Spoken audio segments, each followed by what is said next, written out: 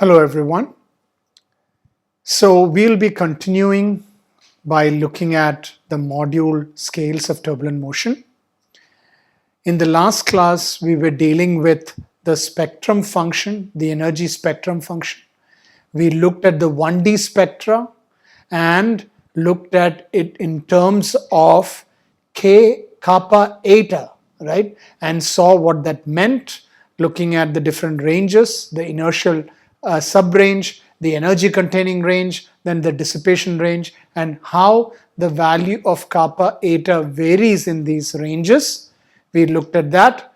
We even looked at the 1D spectra and tried to derive relationships for the universal non-dimensional function, the Kolmogorov spectrum function on the right? And that came from Kolmogorov's hypothesis.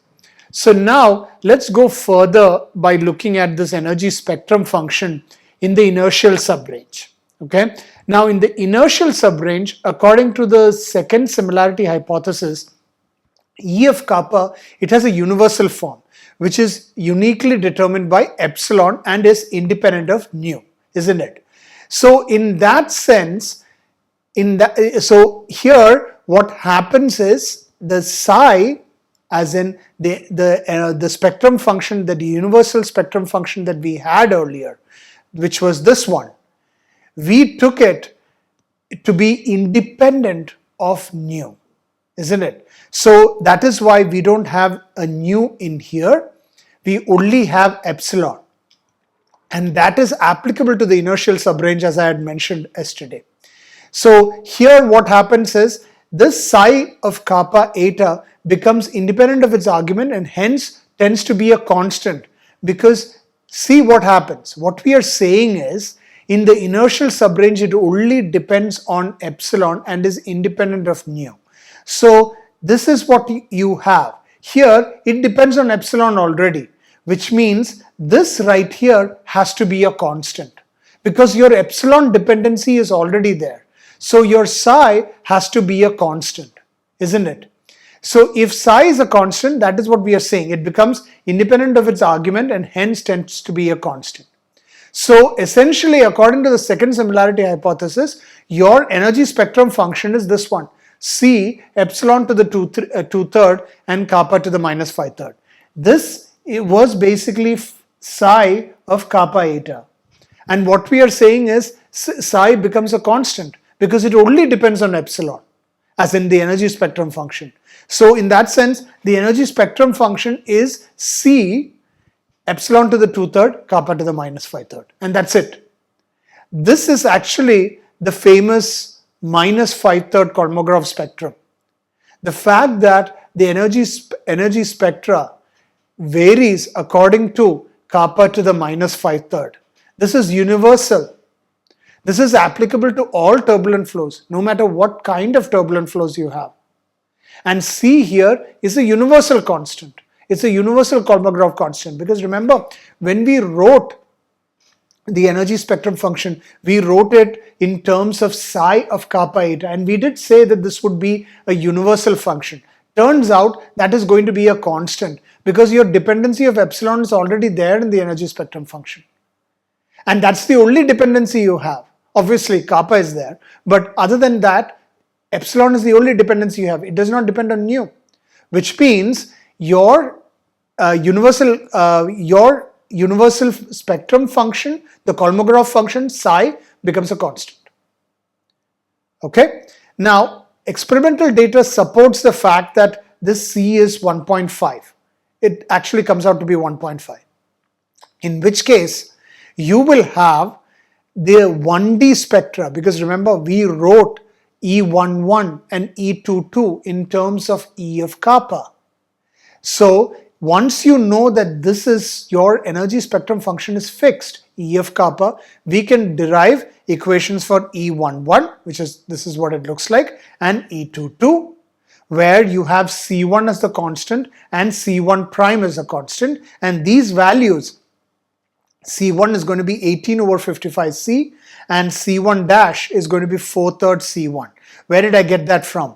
I had derived this as well earlier. If you remember, This one here, C1 is to C1 dash is to C, is C1 is to 4/3 C1 is to 55 over 18 C1, which means that is how I'm getting the 18 over 55 and the 5 over and the 4 over 3.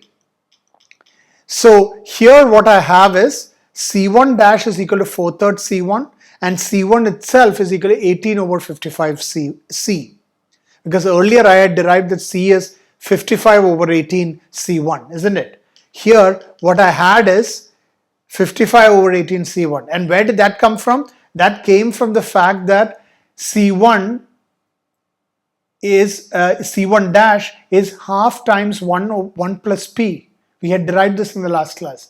And C is half C1 P times P plus 2. So all that leads to these ratios of 4/3 and 55 over 18. That is where I'm getting it from.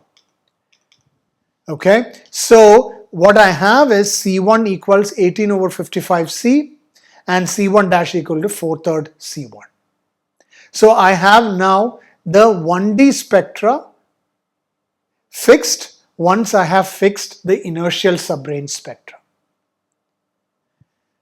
So I have the energy spectrum function for the inertial subrange, which is C epsilon to the 2/3 kappa to the minus 5/3. And remember, C is a universal constant and it turns out to be 1.5 based on experimental data. And then I use the earlier equations to calculate E11 and E22, where their corresponding constants are 18 over 55 C and 4/3 C1. I hope this is clear. We now go into the model spectrum. A model spectrum is something that is constructed to match the spectrum of a turbulent flow. So what is shown here is the model spectrum and it is normalized with certain values. So E of kappa is U eta squared eta. If you remember, this right here was our psi of kappa eta. We had this earlier when we wrote the energy spectrum function. See? And what I'm doing here is I am plotting essentially psi of kappa eta, which is going to be a universal function, isn't it? So that's what I'm plotting. E of kappa divided by U eta squared eta. So if I do that, this is the formulation that I get. And this is a model spectrum. That means there is a function associated with it. And that function is given here. C epsilon to the 2/3 kappa to the minus 5/3. This is coming from the inertial subrange. ISR, as I was calling it, inertial subrange. And then I have two additional functions, FL of kappa L and F eta of kappa eta. FL and F eta are non-dimensional functions because, as you can see, this depends on kappa L and kappa eta. L has units of length and eta also has units of length. Kappa has units of 1 over length. So this will be non-dimensional functions. And this corresponds, the C epsilon to the 2/3 kappa to the minus 5/3 corresponds to the inertial subrange. So a function like this will give me a curve as shown in this figure. Now what is FL and F eta? Of course, those have to be specified as well. So that's what we mean by FL and F eta are specified non-dimensional functions. It turns out it looks like this curve has a slope of 2 in the energy containing range. It has a slope of minus 5/3 in the inertial subrange. That is expected. And some steep gradient in the dissipation range. So this turns out to be the energy containing range. This turns out to be the inertial subrange, ISR.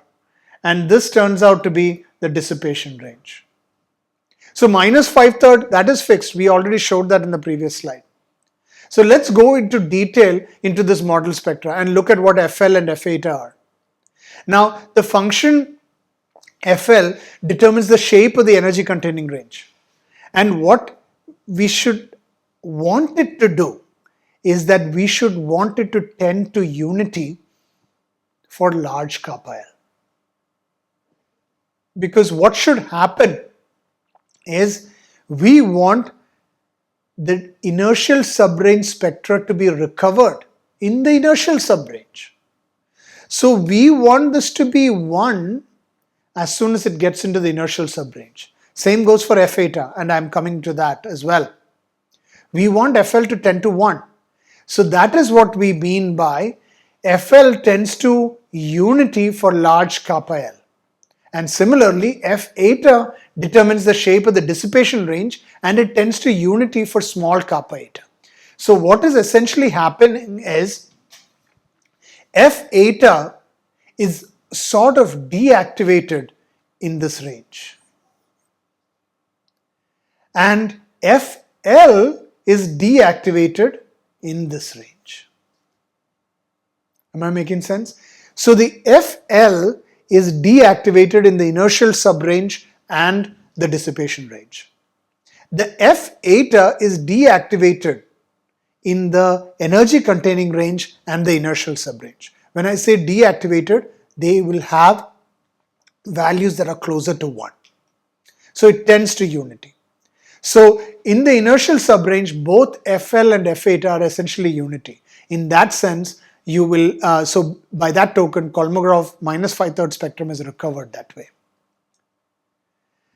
Now, how do you specify FL? There is a way to specify FL. FL of kappa L is kappa L over kappa L squared plus CL, the whole thing to the half. This whole thing raised to 5/3 plus P naught. Now, the P naught value is taken to be 2 and CL is a positive constant. As you can see, the FL tends to unity for large KL. How is that? Because for large kappa L, this CL drops out. CL drops out because it is very small compared to kappa L, so it drops out. Then you have, so when kappa L is much greater than 1, then what you have is kappa L over kappa L squared raised to half, this whole thing raised to 5/3 plus P naught. So then this turns out to be 1 for large kappa L. So you will have the exponent of 5/3 plus P naught leads to E of kappa varying as kappa to the P naught. What happened to the kappa to the 5/3? What happened is there's the inertial range spectrum that is there, which is kappa to the minus 5/3. That minus 5/3 and the 5/3 from here cancels out. So you're left with just kappa to the P naught. Again, this is once CL drops out. Okay, this is once CL drops out. So then you will have kappa to the P naught. So for P naught equal to 2, you get kappa squared. This is for small KL.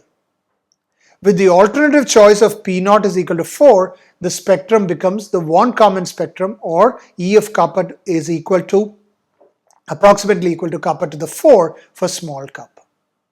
So what happens is FL tends to unity for large kappa L, while the exponent 5/3 plus P naught leads to E of kappa varying as kappa to the P naught, which is equal to kappa squared.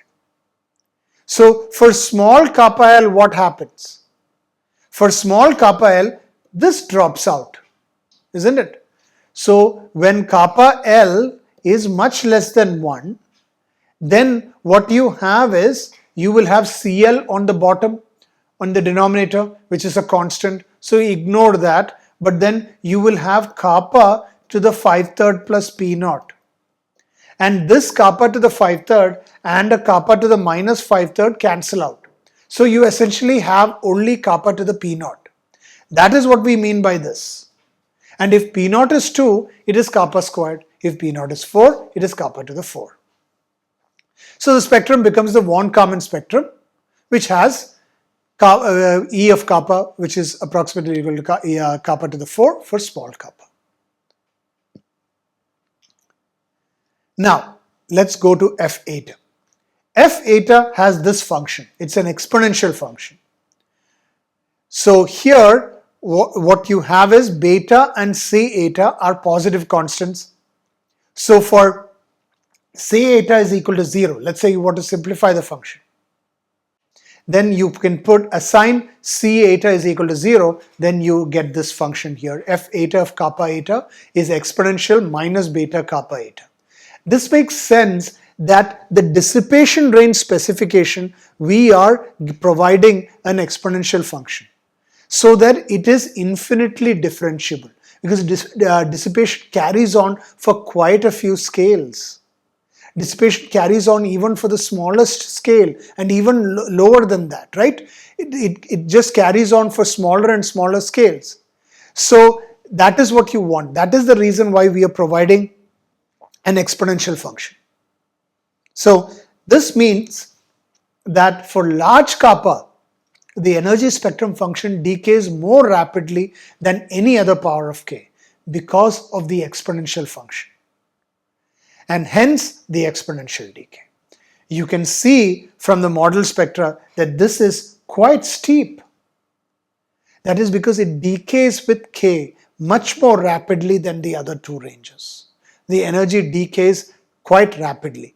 That is why we have the exponential function. So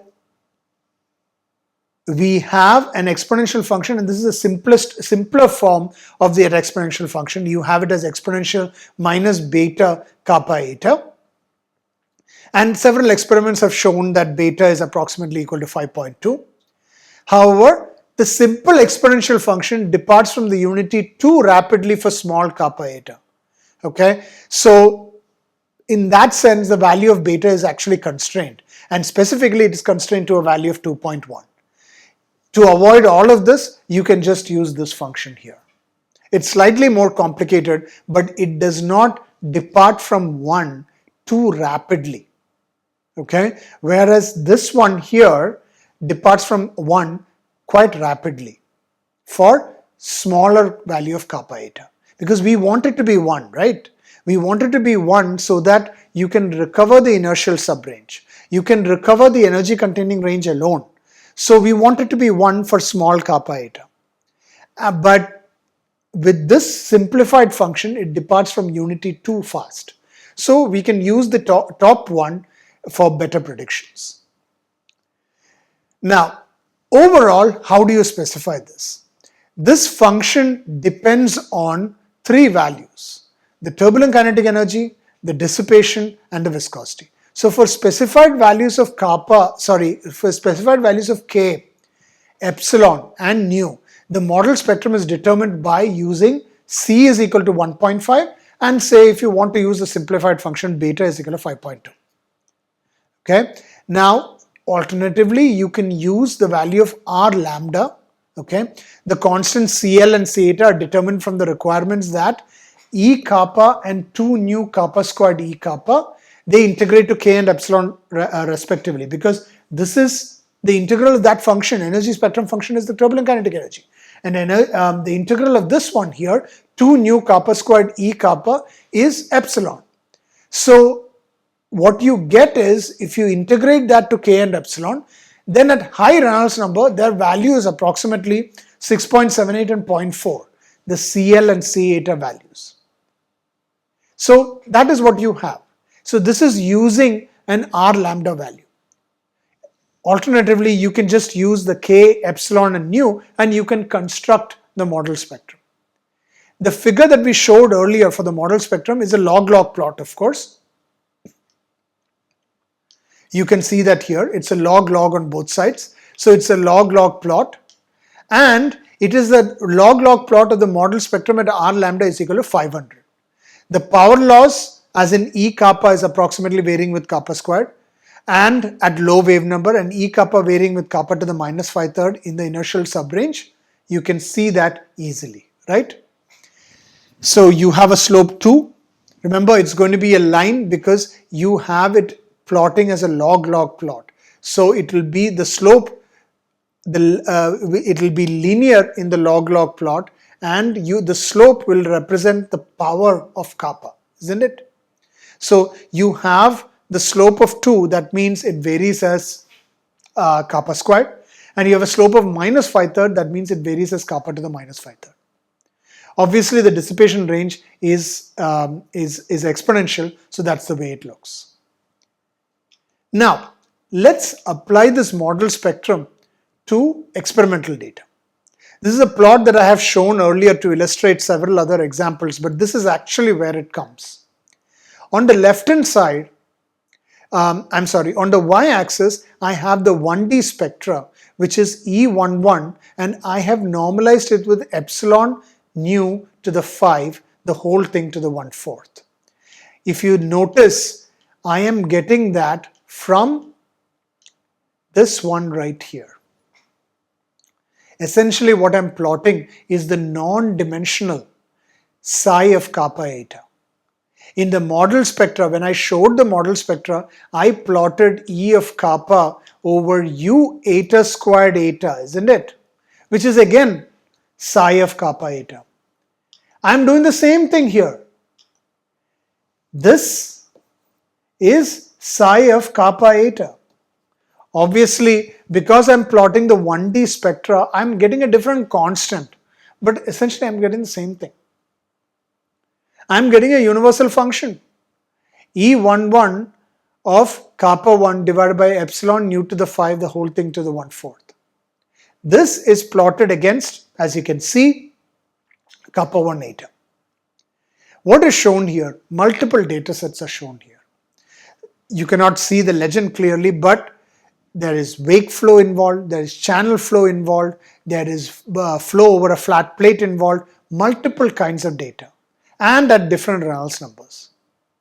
What you can see is that I have a normalized function that is plotted, and what I should be getting is a universal function, psi of kappa eta, and it looks like I am getting a universal function. Look at what happens here. Universal function only in certain ranges, huh? It is not in the energy containing range, because the energy containing range, this one, will depend on the flow. On the other hand, this is the inertial subrange, ISR. As you can see, this slope is 5/3, as in minus 5/3. It is minus 5/3. That line there represents possibly minus 5/3, and this here is the dissipation range. The energy containing range, I have different values, and that makes sense, because if you have different Reynolds numbers, if you have different kinds of flows, it depends on the kind of flow you have. It depends on the scale of the problem. It depends on the type of flow. So the energy containing range would be different. So all the symbols shown here in this plot, are experimental data. You can see some lines plotted as well. These lines are according to the model spectra according to the experimental data. So a model spectra has been constructed based on the data that it is compared against. It has been constructed and plotted alongside. And as you can see, there is almost an excellent match with the kind of data. So this line matches with that data, right? The data associated with it. And it matches exactly. Of course, there is some variation here, some minor variations here. But for the most part, the model spectra is matching the experimental data very well. And that is the power of this model spectra used here. You are getting an excellent match between the model spectra that we just showed, plotted on a log-log scale, and matching with the experimental data for different kinds of data. And a whole set of data are shown here. Over several years, experimental data measured at different Reynolds numbers. Another point to make from this data is that the function is universal from in the inertial subrange and the dissipation range. This is Kolmogorov's hypothesis. The fact that past the energy containing range, you have a universal equilibrium range. These two together is the universal equilibrium range, isn't it? UER, universal equilibrium range. the inertial subrange and the dissipation range, isn't it? The inertial subrange is varying according to the minus 5/3 slope, and the dissipation range is varying exponentially, it looks like, because the model spectra is matching it very well. So that is what you have. And one additional point, as I increase the Reynolds number, so these model spectra are for different data values, the different R lambda values, as you can see, 30, 70, 130, 300, 600 and 1500. And as the Reynolds number is increasing, the R lambda values, as the Reynolds number, the R lambda value is increasing, these curves are going higher and higher. That means you have more energy with higher Reynolds number. That makes sense. More fluctuations, more kinetic energy, higher level of energy with higher Reynolds numbers. And that you can see from the model spectra, and you can see from the experimental data as well. So that is what we have done. We'll go into more detail into this model spectra in the next class. But I hope this was clear. Thank you.